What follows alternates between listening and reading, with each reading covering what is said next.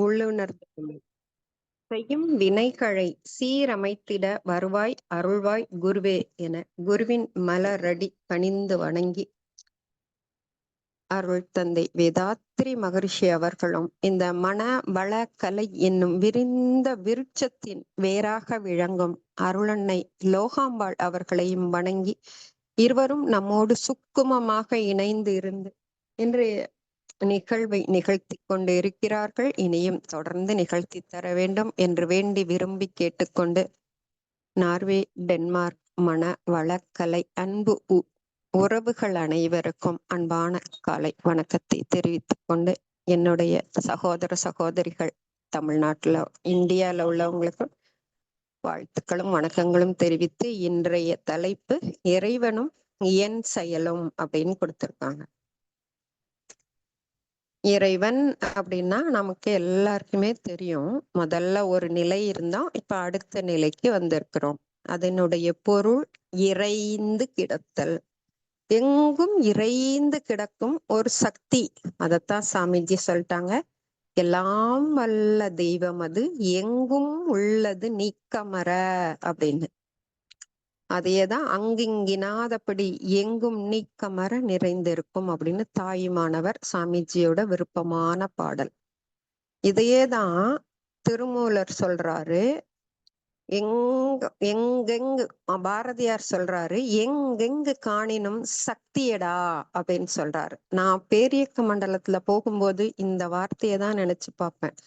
ஒருவேளை பாரதி இங்க இருந்துட்டு தான் அந்த வார்த்தையை சொல்லியிருப்பாரோ அப்படின்னு. அது மட்டும் இல்ல, எல்லா இடத்துலயும் அந்த சக்தி என்ற இறைநிலை இறைந்து கிடைக்கிறது. அது நமக்கு கிடைச்சது எவ்வளவு பெருசு. ஆனா அத சாமிஜி என்ன சொல்றாங்க அப்படின்னா, இறைவனை கண்டு கொண்டேன் அறிவாய் இறைவனை காணுகின்றேன் குறைவின்றி குற்றமின்றி குணத்தில் உயரறிவாய் மறைபொருளாக உள்ள மாபெரும் மெய்ப்பொருளாய் இறைவனை கண்டு கொண்டேன் அப்படிங்கிறார். என்ன ஒரு இது பாருங்க, இறைவனை காண முடியுமா அப்படின்னு எவ்வளவு பேர் தவித்து கொண்டு இருக்கிறோம்.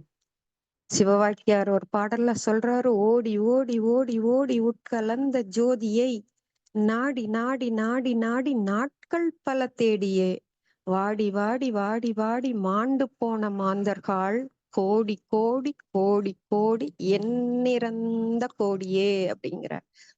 அந்த கோடிக்கணக்கானவர் தேடி கண்டுபிடிக்காத ஒன்றை ஒரு இன்பமயமா தன்னை மறந்து பாடுறாரு பாருங்க. அதோட விட்டாங்களா, எங்கும் எக்காலத்தும் எப்பொருளோடும் தங்கி தழைத்து ஓங்கி தன்னை வெவ்வேறாக காட்டி பொங்கி ததும்பி இன்ப பூரிப்பாய் நிறைந்துள்ள கங்குல் பகல் இரண்டின் காரணப்பொருளான இறைவனை கண்டுகொண்டேன்.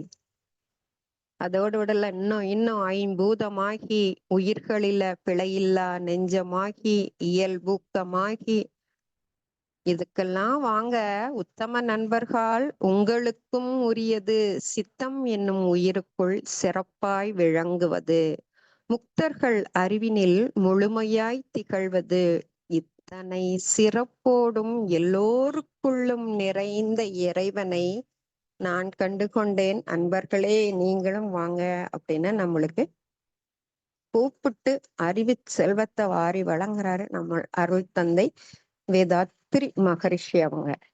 அப்போ அந்த இறைவன் அப்படிங்கிறவர் தான் அனைத்திலும் பிரபஞ்சம் அண்டம் தொடங்கி அன்னைக்கு தன்னிருக்க சூழ்ந்து அழுத்தும் ஆற்றலால் இறைத்துகள் வெளியே வந்து அது சேர்ந்து விண்களாகி ஐம்பூதங்களாகி இடையில காந்தமாக மாறி ஆற்றலாக காந்தம் அருளாக, அதாவது உருவமாக பூதங்களின் வடிவங்கள் நமக்கு ஆற்றல் கொடுப்பது காந்த சக்தி. எல்லாமே இரண்டு தானே, ஆண் பெண் அப்படிங்கிறது, இரவு பகல் அப்படிங்கிற மாதிரி ஆற்றல் அப்புறம் ஆக்கம், அதாவது அறிவு ஆற்றல். அறிவாக ஆற்றலாக இருந்து நமக்குள் செயல்பட்டு கொண்டிருக்கும் அந்த இறைவனை என்னுள்ளும் கிட்டத்தட்ட ஒரு 15 ஆண்டுகளுக்கு முன் உணர்ந்து கொண்டேன். அதுக்கு முன்னாடி எனக்கு ரொம்ப பாரதியை பிடிக்கும். இப்ப பாரதியோட பாடல்ல அவர் பாடியிருப்பாரு, சித்தினை அசித்துடன் இணைத்தாய், அங்கு சேரும் ஐம்பூதத்து வியனுலகம் அமைத்தாய், அத்தனை உலகமும் வர்ண களஞ்சியமாக பல பல நல்லழகுகள் சமைத்தாய், முக்தி என்றொரு நிலை சமைத்தாய், அங்கு முழுதினையும் உணரும் அறிவமைத்தாய், பக்தி என்றொரு நிலை வகுத்தாய், எங்கள் பரமா எங்கள் பரமா எங்கள் பரமா அப்படின்னு விழித்து நிற்கிறார். அப்போ அந்த பக்தி மார்க்கத்துலதான் என்னுடைய செயல்களும் போய்கொண்டிருந்தது. அதிலும் சிவனுடைய பக்தர் அப்படின்னே சொல்லலாம். அப்பா அம்மா எல்லாமே சிவனடியார்கள். இப்ப அந்த சிவனையே வழங்கி கொண்டிருந்த போது அந்த அரூப நிலையில் அதுக்குள்ளேயே சக்தியும் இருக்கு, இருப்பு இயக்கம் என்ற இரண்டும் சேர்ந்தது தானங்க அந்த அரூப நிலை. அந்த அரூப நிலையிலேயே ஏதோ ஒண்ணு மனம் தேடிக்கொண்டே இருந்தது. அப்போ இறைவன் யாரோ ஒரு 4 பேர் அனுப்பி எங்க வீட்டுல வந்து, இந்த மாதிரி ஒரு பயிற்சி இருக்கு, நீங்க வந்து கலந்துக்கோங்க. ஒரு சிறிய பள்ளியில் ஆசிரியராக இருந்தேன். அப்ப அந்த குழந்தைங்களுக்கு நீங்க கொண்டு போய் கொடுக்கலாம் அப்படின்னு என்னை போய் கூட்டிட்டு போய் முதல்ல என்னடா கம்பல் பண்றாங்களே அப்படின்னு டிப்ளமோ எடுத்தேன். படிக்க படிக்க படிக்க படிக்க ஒரு ஆனந்த நிலை, உடல் நலம், உடலை பத்தி ஒரு உயர் டாக்டர் கூட இந்த மாதிரி விரிச்சு சொல்ல மாட்டாங்க. அந்த அளவு விரிச்சு விரிச்சு ஒவ்வொன்றுக்கும் பயிற்சி பயிற்சி பயிற்சி கொடுத்து என்னுடைய உடல் நலத்தை மேம்படுத்தி, உடல் மட்டுமா வாழ்க்கை, அதையும் தாண்டி இருக்கிறதே உயிரும் மனமும். உயிருக்கான காய்கல்ப பயிற்சி தினமும் இன்று வரை செய்து கொண்டிருக்கும் நிலை எனக்கு இறைவனும் குருவும் கொடுத்திருக்கிறாரு அப்படின்னு தான் சொல்லணும். அது தவிர தவம் என்கிற தத்துவ விளக்கம் 1 2 தவங்கள் 9 தவங்கள், ஆராய்ச்சி, எவ்வளவு அகத்தாய்வு, அகத்தை ஆய்ந்து ஆய்ந்து ஆய்ந்து ஆராய்ச்சி செய்து ஓரளவு ஒரு சின்ன ஒரு படியாவது அந்த இறைநிலையை நோக்கி என்னை அழைத்து சென்றிருக்கிறார் குரு அப்படின்னு தான் சொல்லணும். அந்த நிலையில என் செயல் இல்ல, ஒவ்வொருவர் செயலுமே எப்படி இருக்கும் அப்படின்னா, இறைவன் அப்படிங்கிறத இன்னும் பேராசிரியர்களா சொல்றாங்க இயற்கை அப்படின்னு சொல்றாங்க. அந்த இறைவன்ற இயற்கை ஒரு கருவூலம் அப்படின்னு சாமிஜி ஒரு இடத்துல சொல்றாங்க. அதாவது இந்த பேரியக்க மண்டலத்தின் மூல நிலையான அந்த எல்லாம் வல்ல இறைநிலை, அதன் பரிணாமத்தின் உச்சக்கட்ட நிலை தானங்க மனிதன். அதிலும் அந்த மனித மனம் இயக்கமாக செயல்பட்டு மனிதனை, அதான் மனம் பிளஸ் இதம் ஈக்குவல் டு மனிதன் அப்படின்னு சொல்றாங்க. மனிதன் பேர் வந்ததே அந்த மனம் அப்படிங்கிறத வைத்துதான். அப்போ மனித மனத்துக்கும் இணைப்பு மையமாக உள்ளது மனிதனிடம் அமைந்துள்ள ஜீவ காந்த கருமையம் அப்படின்னு சொல்றாங்க சாமிஜி. அந்த கருமையம்தான் இயற்கையின் மூலதன கருவூலம். எங்க இருந்தது கடைசி முடிவு மனிதனுடைய மனமாக வந்து முடிந்திருக்கிறது. இதுவே இயற்கையினுடைய முத்திரமும் இதுலதான் இணைந்து செயல்புரியும் ஒரு தொழிற்சாலை அப்படின்னு சாமிஜி சொல்றாங்க. எதை? நம்மளுடைய ஜீவ காந்த கருமையத்தை. நாம் அனைவரும் அறிவோம், கருமையம் ஒரு தெய்வீக பெட்டகம் அப்படின்னு சாமிஜி ஒரு இடத்துல சொல்லியிருப்பாங்க. இயற்கையின் கருவூலம் அப்படின்னு சொல்லியிருப்பாங்க. இன்னொரு இடத்துல இயற்கையின் இறைவனின் ரகசியம் உன்னுள்ளே மறைந்து கிடக்கிறது அப்படின்னு சொல்றாங்க. அப்படி நம்ம கருமையத்தை கடைசி மனமும் மனமாக செயல்பட்டு பதிவாக எங்க பதியுது அப்படின்னா நம்மளுடைய கருமையத்துல பதியுது. அப்போ அந்த கருமையம்தான் ஒரு இணைந்து இயற்கையின் முத்திரமும் இணைந்து செயல்புரியும் தொழிற்சாலை அப்படின்னு சொல்லிட்டாங்க. அந்த தொழிற்சாலையில் விளையும் சிறப்புகள் அத்தனையும் வெளிக்கொண்டு வரும் வாயில்தான் மனித மூளை அப்படின்னு சொல்லிட்டாங்க. அப்போ வெளிக்கொண்டு வந்து பரவி விடும் செயல் வீரன் மனித மனம். மனதை கொண்டு உருவாக்கும் எண்ணங்கள், உடல் கருவிகள் மற்றும் புலன்களை கொண்டு செய்யும் செயல்கள், இவை அனைத்தையும் காந்த அலைகளாக சுருக்கி கொண்டு வந்து கருமையத்தில் சேர்த்து இருப்பு வைத்து இயற்கை எனும் பேராற்றல் செயல் புரிந்து கொண்டு இருக்கிறது. அந்த இயற்கை என்ற பேராற்றலின் செயல்தான் நம் உடலில் உள்ள அனைத்து பாகங்களும் அப்படின்னு சொல்லலாம். அப்போ இறைவனுடைய செயல் இல்லாம நம்ம காலையில எந்திரிக்க முடியுமா அப்படின்னா கூட, எந்திரிக்கிறதே இறைவன் எழுப்பி விட்டாதான். எத்தனை அலாரம் வைக்கட்டுமே, நாம இன்னைக்கு தூங்குறோம் நாளைக்கு எந்திரிக்கிறது நிஜமா அப்படின்னா இல்ல. ஏன்னா அனைத்தும் அந்த இயற்கையாகிய இறைவனின் செயலே. இயற்கை தான் அத்தனையும் அலை வடிவில் இறுக்கி சுருக்கி பதிவு செய்து இருப்பாக நம்மளுடைய கருமையத்தில் வைத்திருக்கிறது. அந்த மனித உருவில் மனம் விரும்பி செய்யும் செயல்கள் அனைத்தையும் இயக்கும் நரம்பு மண்டலம், அதுதான் நரம்பு மண்டலத்தை autonomous nerve system, central nerve system அப்படின்னு வச்சிருக்காங்க. அந்த அட்டானமஸ் நர்வ் சிஸ்டம் மட்டும் நம்மளுக்கு சரியானபடி தான் இயங்கி நரம்பு மண்டலம் சரியானபடி வேலை செய்யாட்டா நம்ம அந்த காலையில எந்திரிக்க முடியுமா அப்படின்னா, என்னுடைய அனுபவத்துல ஒரே ஒரு இது, ஒரு நாள் காலையில எந்திரிச்சா 2 காலும் ஊன முடியல, வலி. முந்தின நாள் கொஞ்சம் நின்னுட்டே இருந்ததுனால வேலை. ஐயோ இறைவா, என்னுடைய நடைய நிப்பாட்டிராதீங்க அப்படின்னு நான் முதல்ல தவம் பண்ண துரியாதீதம் உட்கார்ந்து அந்த சுத்த வெளியில போய், இறைவா அப்படின்னு பிரபஞ்சத்துல மறுபடியும் நான் நல்ல பிரச்சனை இல்லாம அந்த கால் நல்லா ஆக்குற மாதிரி அப்படி அத நம்ம ஆழியார்ல சக்தி குமாரவேல்னு ஒரு ஐயா இருக்காங்க. அவங்க என்ன சொல்லுவாங்கன்னா, அதுக்கு பேரு மனோ சித்திர யோகம் அப்படிம்பாங்க. காலையில எந்திரிச்சு ஒரு 4:30 to 6க்குள்ள நாம எதுவாகணும், நம்மளுடைய குழந்தைகள் எதுவாகணும் அப்படின்னு நீங்க பிரபஞ்சத்துல ஒரு கற்பனையாக ஒரு உருவம் கொண்டு வந்து பாருங்க, பார்த்து வாழ்த்துங்க. அப்படி தினம் வாழ்த்த வாழ்த்த ஒரு 21 நாள் மனோசித்திர யோகம் செய்ய செய்ய, அது எப்போன்னா தவத்துக்கு பின்னாடி, அதுவும் துரியாதீத தவம், அந்த விஸ்வ ரூப தரிசனம்னு அந்த சக்தி களத்துல போய் அந்த மனோசித்திர யோகம் செய்ய செய்ய செய்ய செய்ய ஒரு 21 நாள்ல அது உங்களுக்கு மனதுல பதிஞ்சிரும்.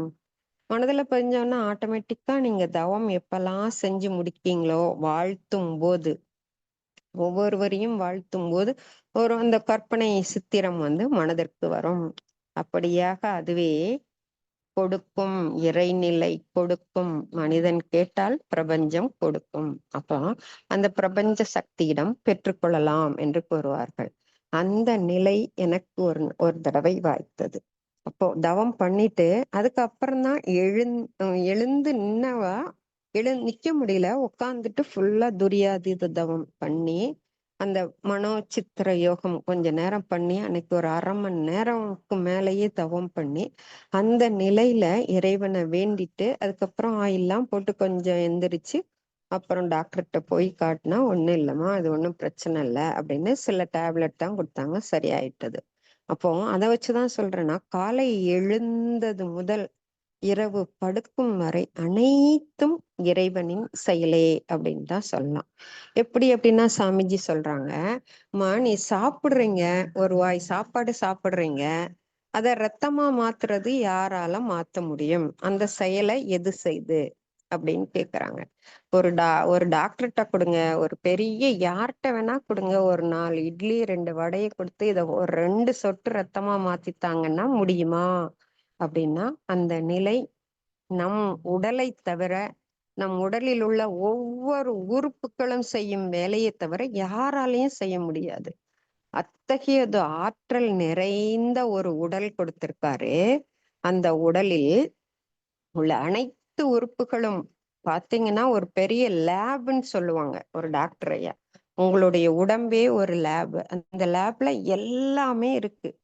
நம்ம சாப்பாடு சாப்பிட கொஞ்சம் நேரம் ஆயிடுச்சுன்னா அங்க ஒரு ஆசிட் சுரந்து அந்த ஆசிட்ல ஒரு ஆணியே கரையிற அளவுக்கு அந்த இது இருக்கும். அதனாலதான் நம்மளுக்கு அல்சர் ஆகி வயிறு புண்ணாயிருது. டயத்துக்கு ஏதாவது சாப்பிடுங்க அந்தந்த டயத்துல அப்படிங்கிறாங்க. அப்போ அனைத்து ரசாயனங்களும் பாஸ்பரஸ்ல இருந்து எல்லாமே ஒரு தீக்குச்சி செய்யற அளவு பாஸ்பரஸ் அப்படின்னு உடலை ஃபுல்லா வர்ணிச்சிருந்தாங்க ஒரு ஆசிரியர். அந்த அளவு அனைத்து அனைத்து ரசாயனங்களும் நமக்குள் கொடுத்து ஒவ்வொன்றையும் இரத்தமாக, சதையாக, எலும்பாக, எலும்புக்கு உள்ளே உள்ள மஜ்ஜையாக, மஜ்ஜையினுள்ளே இன்னும் நமக்கெல்லாம் தெரியும் ஜீவ வித்து குழம்பாக மாற்றி, அந்த ஜீவ வித்து குழம்பு நம்மளுடைய செயல்கள் அனைத்தையும் செய்யும் ஒரு தெய்வீக இயந்திரமாக நம்மளை படைச்சிருக்குதே இறைவன். அது அனைத்தும் இறைவனுடைய செயல் அன்றி வேறு யாராவது நடத்த முடியுமா அப்படின்னா அது ஒரு கேள்விக்குறிதான். இத்தகைய செயல் விளைவு வலுவாத நீதிமன்றம் தான் நம்மளுடைய உடல், நம்மளுடைய கருமையம் அப்படின்னு சொல்றாங்க. அந்த அறிந்த விழிப்பு நிலையில செயல் புரிந்தால் இன்பமே நிலைக்கும். அப்போ இன்பம் துன்பம் என்ற நிலை மாறி அமைதி அப்படிங்கிறது ஏற்படும். அப்போ என்னுடைய உடல்ல சில நோய்கள் எல்லாம் தோன்றாதா அப்படின்னா நம்மளுடைய பதிவின் காரணமாக சில குறைபாடுகள் வந்தே தீரும். அப்ப அந்த குறைகளெல்லாம் ஒவ்வொன்றாக களைந்து அதை என்னால ஏற்றுக்கொள்ள முடியும் அப்படிங்கிறதுக்கு கொண்டு வர்றது தானே நம்ம அன்னாடம் செய்து கொண்டிருக்கக்கூடிய தவத்தின் வலிமை. அப்போ சாமிஜி சொல்றாங்க, எல்லையற்ற இறையாற்றல் என் உள்ளும் புறமும் இவ்வுலகும் வானுலகும் எங்கும் நிறைந்துள்ள நல்ல உண்மை நானறிந்த நாள் முதலாய் நாவில் நலமளிக்கும் சொற்களையே பேசும் உரம் பெற்றேன் அப்படிங்கிறாங்க. பாருங்க, அந்த எல்லையற்ற இறை ஆற்றல் எப்போ நம்மளுடைய உடலுக்குள்ள தவத்தினால அகத்தாய்வினால உள்ள கொண்டு போறோமோ அப்போ அதுவே உரமாக அமைந்து ஒரு பயிருக்கு எப்படி உரமோ அது போல இறைநிலையே நமக்கு உரமாக அமைந்து நம் எண்ணம், சொல், செயல்களை நிர்ணயித்து நலமழிப்பதையே நாம் செய்யும் என்ற நிலைக்கு ஆகும். இல்லை என்ற சொல்லுக்கே இடமின்றி வாழ்வில் எல்லா வளங்களிலும் ஏற்றமே காணுகின்றேன். நம்ம எல்லாருக்குமே அது இருக்கும்ல. முதல்ல இந்த மன வளக்கலைக்கு வந்து இறைவனை ஞான மார்க்கத்தில் கண்டுகொள்வதற்கு முன்னால நம்ம ஒவ்வொருத்தரும் எப்படி இருந்தோம்? சாமிஜி சொல்லுவாங்க, ஒரு போட்டோ எடுத்து வச்சுக்கோங்க நீங்க உள்ள வந்து ஃபவுண்டேஷனுக்கு முன்னாடி. அப்புறம் நீங்க எல்லாம் முடிஞ்சு பிரம்மஞானம் எல்லாம் முடிஞ்சு ஒரு ஆசிரியர் ஆன உடனே ஒரு போட்டோ எடுத்து பாருங்க. அப்ப நீங்க எப்படி இருக்கீங்க அப்படின்னா முகத்துல ஒரு தேஜஸ். அது இன்னும் ஒருத்தங்க சொன்னாங்க, அது அப்படியே பிரீஸ் பண்ற மாதிரி அந்த வயதோட அப்படியே அவங்க நின்று விடுற மாதிரி தோற்றம். அப்போ தலைமுடியெல்லாம் கருக்கும், அதெல்லாம் இல்ல, முகத்துல ஒரு தேஜஸ் இருக்கும், உடலில் ஒரு வலு இருக்கும், அதை விட மனதில் ஒரு வில் பவர் இருக்கும். வில் பவர்னா நான் என்ன வேணா செய்யறோன்ற துணிவு இல்ல, பணிவில் துணிவு அப்படிங்கிறது. அப்போ அந்த பணிவும் இருக்கும், அந்த பணிவிலையும் துணிவு வரும். அப்போ எனக்கு எல்லாம் நிறைவு அடைந்த உடனே நாம என்ன கொஞ்சம் விரிஞ்சு நமக்கு பக்கத்துல உள்ளவங்களுக்கு நமக்கு உள்ள அந்த இறைநிலை நிறைந்து விட்டது அப்படின்னு சொன்னா அந்த அந்த இறைநிலைய பத்தி யார்கிட்டடா சொல்லுவோம் அப்படின்னு ஒரு தவிப்பு இருக்குமா. அது என்னோட ஆசிரியர் ஒருத்தவங்க சொல்லுவாங்க, ஒரு தாய்க்கு எப்படி பால் கொடுக்கணுங்கிற ஒரு தவிப்பு இருக்கோ அந்த மாதிரி நான் கத்துக்கிட்டதெல்லாம் அவங்க கிட்ட வந்து சொல்லணும்னு இருக்குமா. நீங்க வாங்க வாங்க வாங்க அப்படின்பாங்க. அப்போ ஒரு பால் கொடுக்கும் தாய்மாருக்கு ஒரு என்ன தவிப்போ அந்த தவிப்புல இறை நிலை நிறைந்து அவர்கள் மற்றவர்களுக்கு கொடுக்கும் ஒரு தெய்வீக சக்திமானாக நம்ம மகான் மாதிரி பாருங்க. எத்தனை வயசு இறைவன் நிர்ணயித்திருந்தது, அதை விட எத்தனை ஆண்டு காலம் வாழ்ந்து கடைசி வர ஒரு நாள் சாமிஜி ரொம்ப முடியாம கையெல்லாம் நடுங்கிட்டு ஒரு பாடல் எழுதிட்டு இருந்தாங்களாம். இப்ப ஏங்கய்யா கஷ்டப்படுறீங்க, நான் எழுதுறேன் அப்படின்னு ஒரு ஆசிரியர் சொல்ல, நான் சாப்பிடுறேன் இல்லப்பா, அப்ப ஏதாவது செய்யணும்ல. ஒண்ணும் இல்ல, முதல்ல எழுதுனதை விட இப்ப கொஞ்சம் லேட் ஆகும், அவ்வளவுதான், நான் எழுதிடுறேன் அப்படின்னு சொல்லி தன்னுடைய வயோதிக காலத்திலையும் தன் சக்தியை நமக்கு எல்லாரும் வாங்கிக்கோங்க, இத கொண்டு போய் நீங்கள் எல்லாம் மற்றவர்களுக்கு கொடுங்கள் என்று நமக்கெல்லாம் ஆசி கொடுத்த மகான் அல்லவா நம் அருள் தந்தை வேதாத்ரி மகரிஷி. அவங்கதான் சொல்றாங்க, இல்லை என்ற சொல்லுக்கே இடமின்றி வாழ்வில் எல்லா வளங்களிலும் ஏற்றமே காண்கின்றேன். அதுக்கு அடுத்த நிலை என்ன? புல்லை, மண், பொன், கல், நீர் எதை நினைத்த போதும் பொது நடனம் இறை அறிவாய் பொருந்தி ஆடல் கண்டேன் அப்படின்னு சொல்றாங்க. இப்படியே மற்றவர்களுக்கு கொடுத்து கொடுத்து அவங்க எதை பார்த்தாலும் அதுல இறைவனுடைய திருவிளையாடலையே பாக்குறாங்க. அததானே சொன்னாரு வள்ளலார், வாடிய பயிரை கண்டபோதெல்லாம் வாடினேன். என்ன அதுக்கு ஒரே ஒரு உயிர் நம்ம பார்த்தா மிதிச்சு தள்ளிட்டு போவோம். அதை பார்த்து வாடின பயிரை கண்டபோது அவர் வாடுற அளவு அவங்க ஆயிட்டாங்க அப்படின்னா, அதேதான் நம்ம சாமிஜியும். புல்லை, மண், பொன், கல், நீர் எதை நினைச்சாலும் அந்த இறைவனா தான் பாக்குறேன் அப்படின்னு சொன்னாங்க. அதனாலதானே சாமிஜி மலரை பார்த்த உடனே நம்மெல்லாம் என்ன அதனுடைய மனத்தை பார்ப்போம், அதனுடைய அழகை பார்ப்போம், அதுல லைத்த அடுத்தது அதை நமக்கு எப்படி அழகுபடுத்தி சூட்டி கொள்ளலான்னு பார்ப்போம். இல்லைன்னா நம்மளுடைய குழந்தைகளுக்கு, இதையும் மீறி நம்மளுடைய இறைவனுக்கு சூட்டுவோமே தவிர, அதோட தான் கலந்து பாடினாரே மலரே மலரே நீ யார் அப்படின்னு. அந்த பாடல் நம் அனைவருக்கும் தெரியும். ஆனால் மலரோடு மட்டுமா சாமிஜி பேசினாங்க அப்படின்னா, மலரை கண்ட போது மட்டுமல்ல, மலத்தை கண்ட போதும் சாமி வெறுக்கவே இல்லை பாருங்க. புல்லை, மண்ணு, கல், மண் அப்படின்லாம் சொன்னாங்க. அதை விட தாழ்ந்த ஒரு மலம் நம்ம எல்லாரும் வெறுக்கும் ஒன்றை பார்த்து சாமிஜி ஒரு தடவை போய் எல்லா இடத்துலயும் பயிற்சி கொடுத்துட்டு இருக்காங்க. எங்க ஒரு ரயில்வே ஸ்டேஷன்ல இருந்து காலையில கிளம்பிடுவாங்களாம். காலையில கிளம்பி வரும்போது யாரும் மலம் கழிச்சிருக்காங்க, மிதிச்சுட்டாங்க. மிதிச்சோன்னா ஐயோ அப்படின்னு ஒரு வார்த்தை அவரை அறியாம பழக்கத்தின் காரணமாக வந்துடுச்சு. உடனே அறிவு விழிப்பு நிலை, ஐயோ நானே தப்பு செஞ்சா அது என்ன செஞ்சுது அந்த மலம். அந்த மலத்தை இதுக்கு முன் அப்போ அந்த மலம் அவரோட பேசுதான், சாமி நீங்களே என்னைய சொன்னா எப்படி. அதுவே மாறிட்டாரு சாமிஜி. மாறி, நீங்களே என்னை இப்படி சொன்னா எப்படி. நான் 2 நாளைக்கு முன் மனதோடு அருமையான வடிவோடு இருந்தேன். மனிதன் என்னை உண்டு என்னுடைய சத்துக்கள் அனைத்தையும் எடுத்துக்கொண்டு கழிவு பொருளாக என்னை நீக்கி இருக்கிறான். நீங்களே என்னை வெறுத்தா எப்படி அப்படின்னு சாமியே மாறி ஒரு கேள்வி கேட்டு, அதனோடு கூட பேசும் நிலையில் அதை கூட வெறுக்காத ஒரு தன்மை கொண்டு வரணும் அப்படின்னு சொல்லியிருக்காங்க. அப்ப பாருங்க, இன்னும் கொஞ்சம் மேல போனா இறைவனின் செயல்கள்ல அதுவும் ஒண்ணுதானே.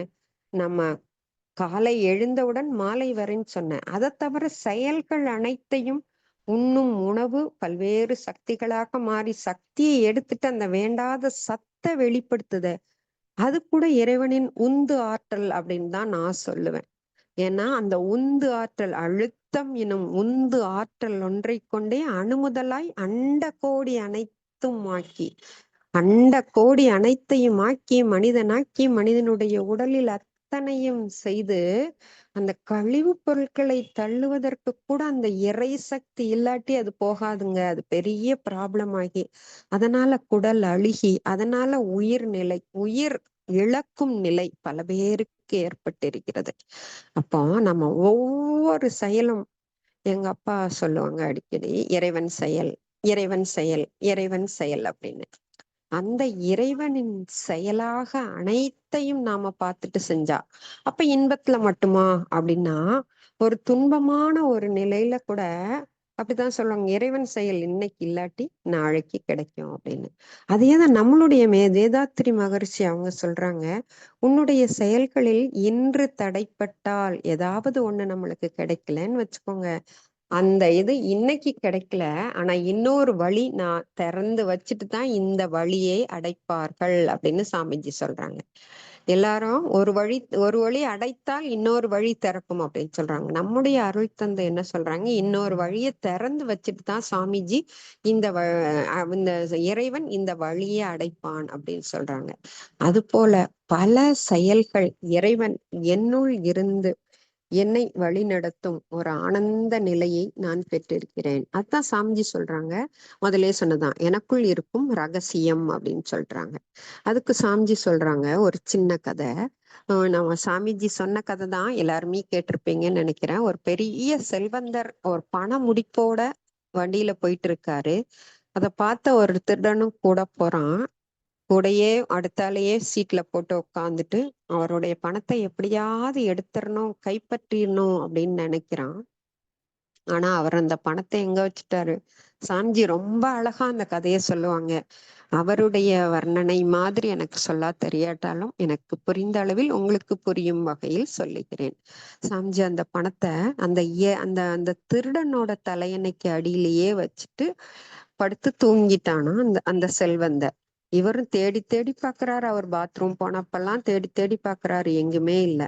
காலையில எழுந்தோன்னா அந்த திருடன் பாத்ரூம் போனோன்னா அவர் தலானைக்கு அடியில இருந்து அந்த பண முடிப்பை அந்த பணம் இதை எடுத்துட்டாரு, பணப்பைய எடுத்துட்டு மறுபடியும் ஒரு தடவை இருக்கா அப்படின்னு செக் பண்ணிட்டு உள்ள எல்லாத்தையும் ரெடியா பண்ணி வைக்கும் போது இந்த இந்த திருடனுக்கு ஒரு ஆச்சரியம். நானும் உங்க பேக் எல்லாம் பார்த்துட்டேன், நீங்க வெளியே போயிருந்தப்போ எங்கதான் இந்த பணத்தை வச்சிருந்தீங்க அப்படின்னு சொல்லும் போது அவர் சொன்னாராம், உன்னுடைய தலையணைக்கு அடியில தான் வச்சிருந்தேன். உன்னை பற்றி எனக்கு நல்லா தெரியும், திருடன் என்று நான் முதலையே அறிந்து கொண்டேன். என்னுடைய தலையணைக்கு அடியில வச்சா நீ கட்டாயம் எடுப்பேன்னு எனக்கு தெரியும். அதனால உன் தலையணைக்கு அடியிலேயே வச்சிருந்தேன் அப்படின்னார். அது போலத்தாம் எல்லாம் வல்ல இறைவனின் ரகசியமான பொருட்களை நமக்குள்ளேயே வச்சு நமக்கு தெரியாம வச்சுட்டாரு. இந்த ரகசியமான பொருள் நமக்குள்ள இருக்கு அப்படின்னு நம்மளுடைய ஜீவகாந்த கருமையம், நம்மளுடைய மனம். ஜீவகாந்த கருமையத்தை தானே நம்ம ஆன்மான்னு சொல்றோம். அந்த ஆன்மா, மனம், அது விரிவு நிலையில் மனமாக, உடலாக, உடல் உறுப்புகளாக அனைத்தும் இறைவன் கொடுத்தது. அனைத்தும் இறைவன் நான் நினைச்சாதான் செய்ய முடியும். பக்தி மார்க்கத்துல ஒரு பாடல் உண்டு. இறைவன் இறைவன் இல்லாம எந்த செயலுமே நடக்காது. அசைந்தால் நீ அசைந்தால் தான் நானே அசைய முடியும் அப்படின்னு திருவிளையாடல்ல ஒரு பாடல் உண்டு. அந்த நிலையில நீ அவன் அசையாம நாம எதுவுமே அசையும் நிலை கூட எனக்கு ஒரு நாள் ஏற்பட்டது. அது போல நிஜமாலுமே அன்னைக்கு நான் பயந்த நிலையில் எனக்கு இறைவனே, குருவே வந்து இறை செயலாக என்னை காப்பாற்றியதுதான் இன்னைக்கு இந்த தலைப்பை எனக்கு தந்திருக்கிறது என்று நான் உங்களிடம் கூறி, இந்த இதுக்கெல்லாம் காரணம் ஒண்ணு சரணாகதி அப்படிங்கிறது தான். நீயே சரண் எனச் சேர்ந்தேன், நான் என் பிழை செய்தேன், எனக்கு கொடுத்தது அனைத்தும் நீ, உடல், உயிர், மனம் அனைத்தும் கொடுத்தது நீ. அப்போ முழுவதும் உம்மிடமே சரணாகதி அடையும் போது ஒரு கல்லுக்குள்ள இருக்கிற தேரை எப்படி வளருது? கல்லுக்குள்ளதான் இருக்கு, அதுக்கு என்ன கிடைக்கும் அப்படின்னா அதுக்கும் இறைவன் படி அனுப்பான் அப்படின்னு சொல்றாங்க.